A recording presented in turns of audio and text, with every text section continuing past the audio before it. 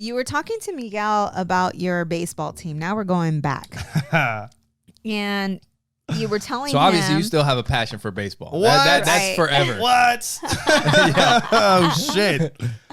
You're Obsessed. the one. You got Joey looking into baseball. I love that. You know, Yeah. because of the Hell game we yeah. went to. Actually, when we get done with this podcast, we're going to go to a baseball game Right. with Joey. Yeah. We're so everywhere. much. But the team that you have now, right? It's the team that he has now that So- he was talking about. Yeah, so they have a league in New York, and you can explain the league, how the league goes. God, I'm just laughing because I fucking love my team so much. I'll try to make this short because I don't know how to do that sometimes. We have an hour. You're okay. All right. Where's the same? We're good. We're good. Let's go. We'll tell you. Basically, when I moved back to New York, my cousins were part of this pickup league that's been around for like 20 years. And then the pandemic hit, right? Yeah. So last year, our league were falling in numbers. Pandemic happened. We were struggling to find like 18 players to play a game. The Korean Church League, they were also having trouble, but they would come out and practice. Now, this is in New York City where Queens. like you can have a Korean team that for the most part only speaks Korean. Like they don't speak that much English. All And the you- motherfuckers straight and off in the New boat. York, like you'll have a Spanish or a Dominican team or whatever that sometimes only speak Spanish, like, or for the most part speak, like you'll find that in New York. Queens is beautiful that way. Yeah. The diversity is so rich. It's fascinating. I'm fascinated constantly about everybody. So you got this Korean church team. So they were down in numbers. We were down in numbers. We would just like be like, yo, we need players. Y'all need players. Let's just fucking play together. And we're like, all right. But they were like, so cool. You love baseball. We love baseball. Let's do it. But Koreans, bro, they're on point. They're on time. They're early. And we're Dominicans, so we're late. Bro, so late. And they hated that shit, but they wanted to play baseball, so they met us in the middle. And we felt guilty. Bro, I remember one time we had a game like at like 9 a.m. or something, and they showed up early, like 8 a.m. to like practice as a squad. And we show up like at 10. Holy fuck. Yo, an hour late. So they're practicing for like 2 hours. Oh my goodness. Terrible. It's just fucking awful. And we played, and it was great. And that was like the beginning stages, and we just did pick up, like intermingled the whole year. And it was hilarious because it's just, there's the language barrier, you know, it's hard to communicate, but the passion for baseball is always there. And it's funny when you see like a Korean shortstop, Dominican second baseman, they're trying to like, hey, turn two, and the Koreans like, yeah, we turn two. It's just, like they don't know what the fuck they're saying, but they know what they're trying to say. Like, let's turn two here, like double play. Yeah, Matt funny, and the respect for baseball is huge. I never met, and that's what brings you guys together. Yo, I've never met people as obsessive with baseball as Koreans are. Like, I never would have thought. And for so cool. And for a Dominican person to say that, because anybody that knows baseball, it's an unhealthy and obsession. And the Dominican Republic, it is the professional baseball players. Like that's where they come from, and they're just as obsessive. It is insane.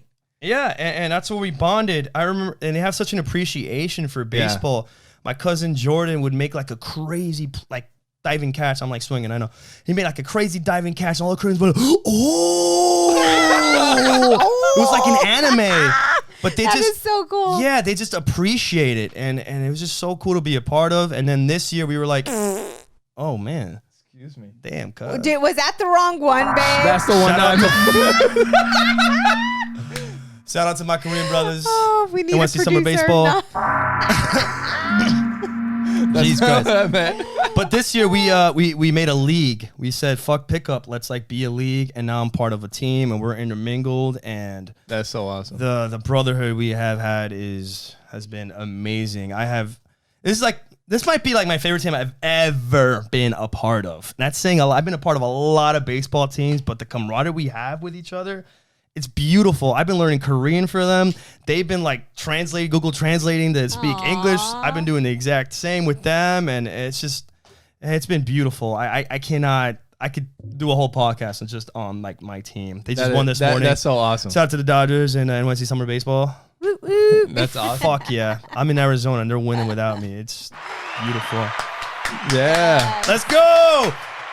So, Hankook Yago! Yeah. It's Korean baseball. Oh man, yeah, I've been learning Korean too. No, we've been hearing all, and it's so cool. Like we were talking about it, and you show us like the roster of the team, and you have like all the different people on the team. It's awesome. Yeah, it's a really cool thing. It's awesome to hear you talk about it and the love that you have for each other.